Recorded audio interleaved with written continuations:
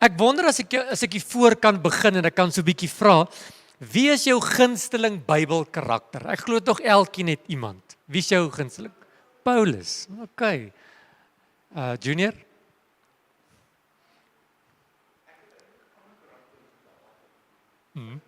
Jesus. Ja, okay. Jesus. David. Nou, daar's baie karakters in die Bybel.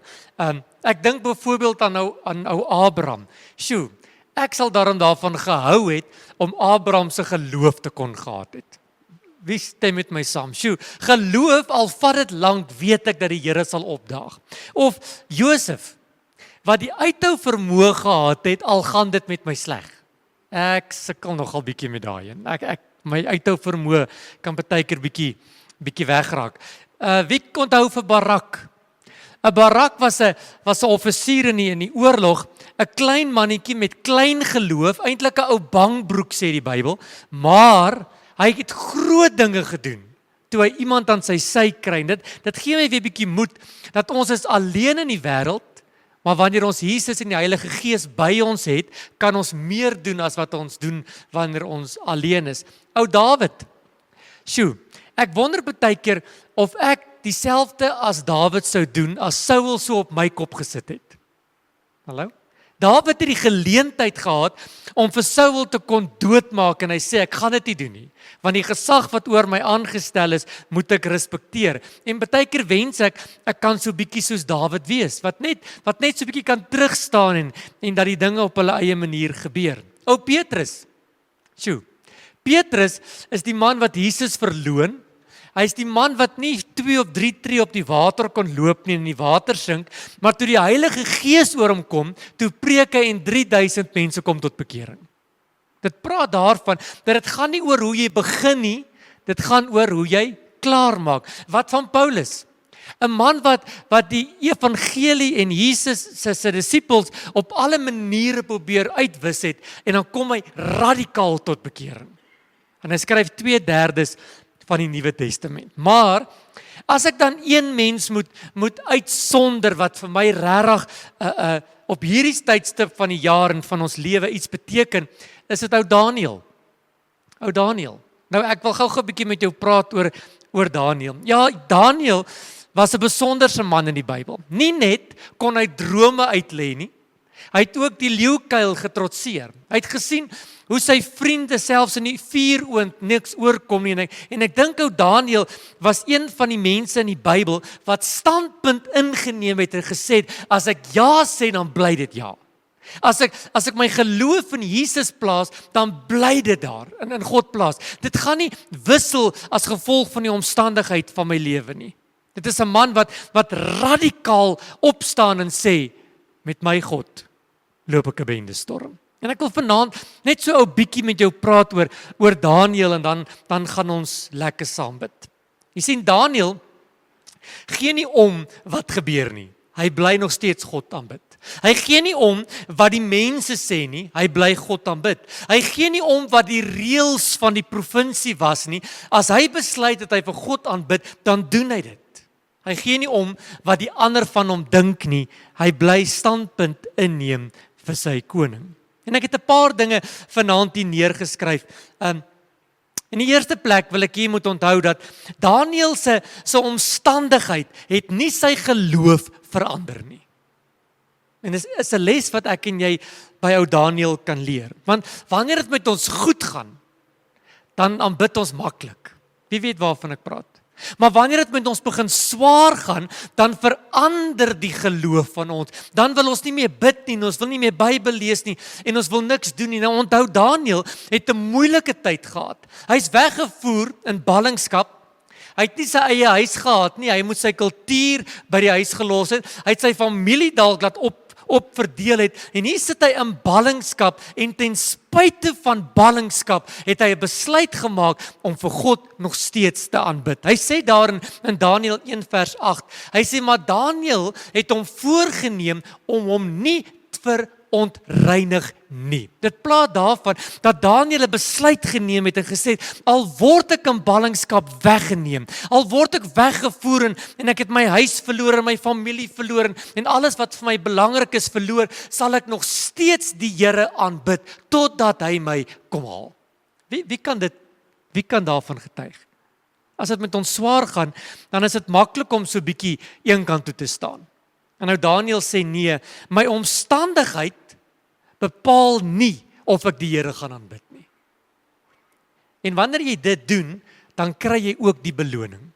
Jy gaan die beloning daarvoor kry. In die tweede plek, hy was konsekwent in sy gebedslewe. Hy het nie toe dit begin swaar gaan minder gebid nie. Inteendeel, ek lees dat die koning van daardie tyd 'n bevel uitbring. En hy sê dat almal hom moet aanbid as die klokke lui. En die een wat dit nie sal doen nie, sal dan in die leeukuil gegooi word. En wat leer ons van ou Daniël? Hy gaan op 3 keer 'n dag, hy maak sy venster oop in die rigting van Jerusalem en hy bid. Hy het geweet dat sy gebed kan sy lewe kos. Hy kan dalk met sy lewe daarmee boet. Maar ware geloof het nie vrees nie. Ware geloof is nie bang nie, want hy het geweet as hy sy deel vir die Here doen, sal die Here ook sy deel vir hom doen. En ek wil jou aanmoedig om nie jou gebedslewe te laat swaar trek as dit met jou swaar gaan nie.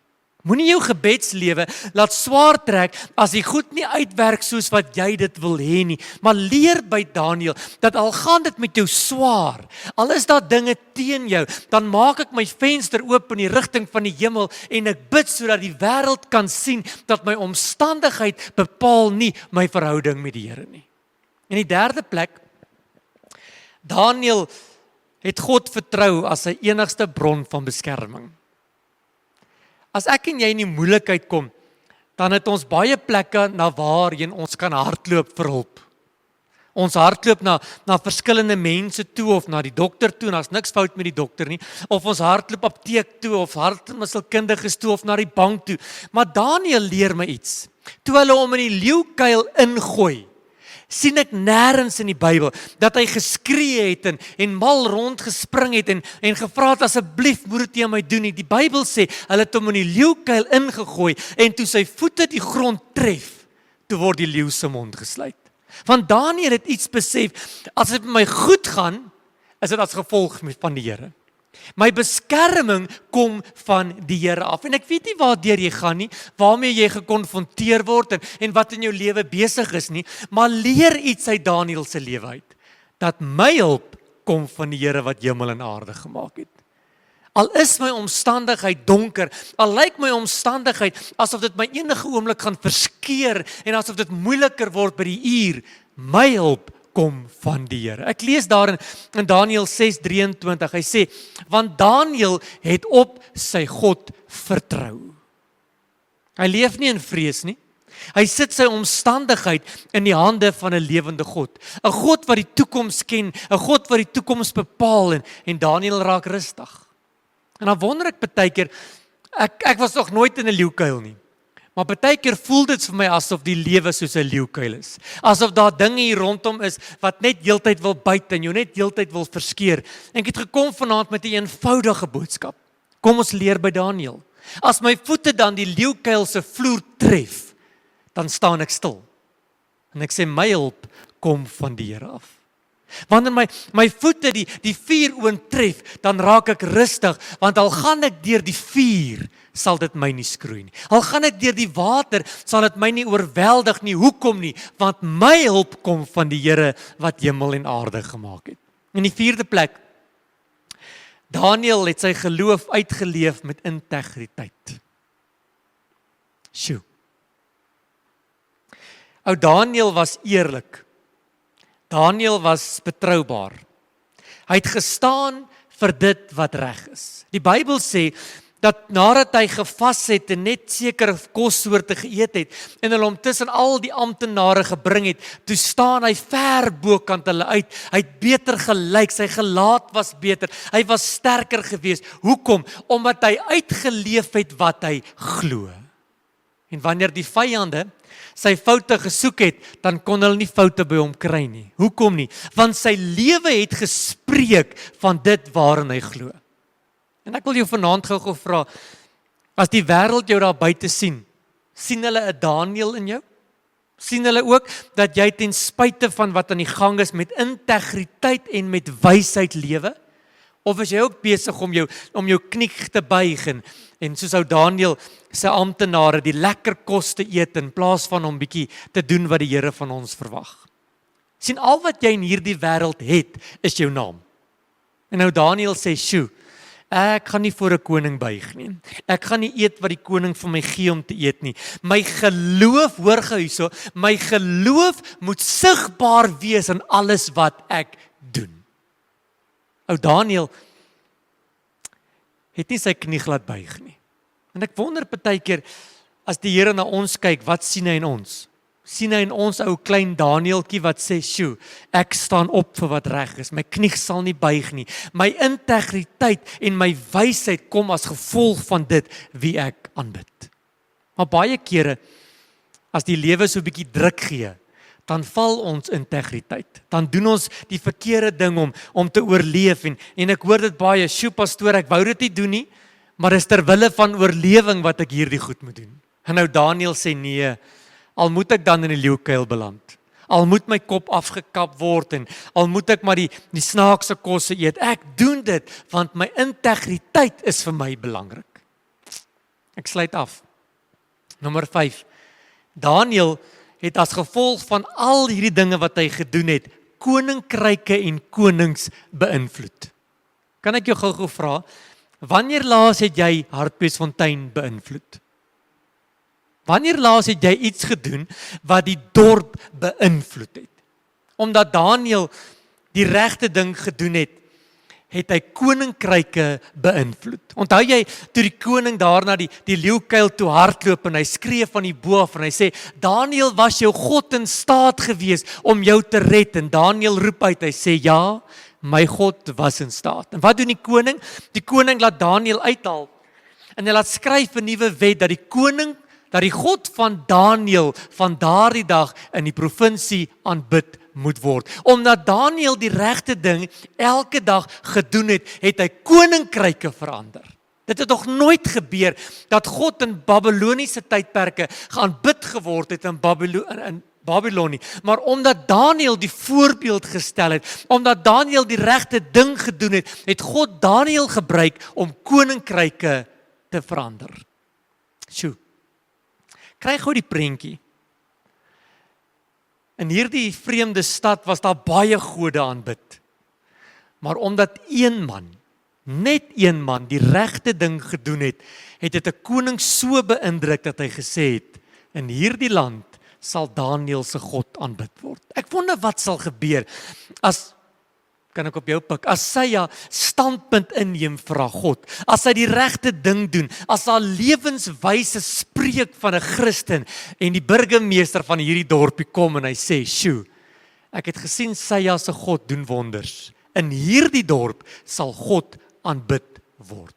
Ek wil Sondag wat kom, wil ek 'n bietjie met jou praat oor, wanneer laas het jy opskudding in Hartbeesfontein verander?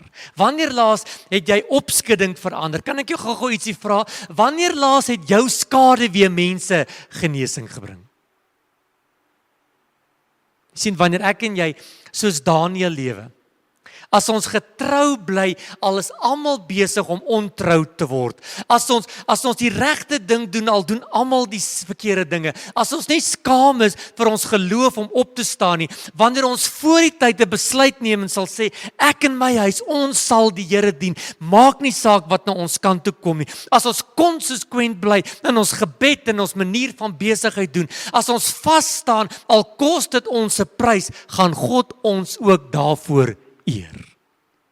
Wat is die slotsom van my boodskap vanaand? Dat ek en jy 'n keuse. As ons soos Daniël opstaan vir die Here, sal die Here jou nooit in die steek laat nie.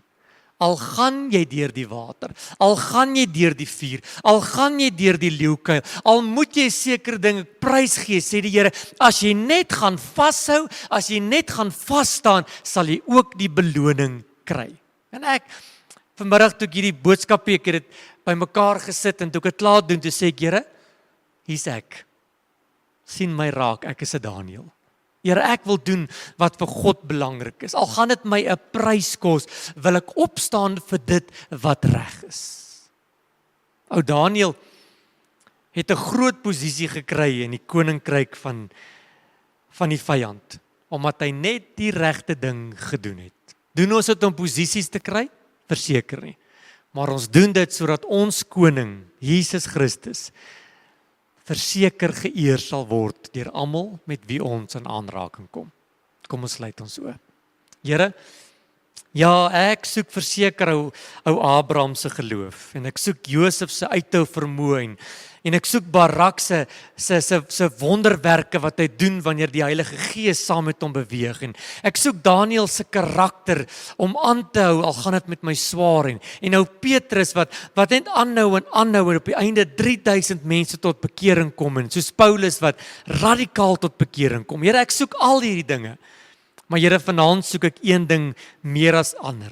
Ek soek Daniël se karakter. Ek soek Daniël se manier van aanbidding, sodat ek 'n dorp in Hartbeesfontein kan verander vir Jesus Christus.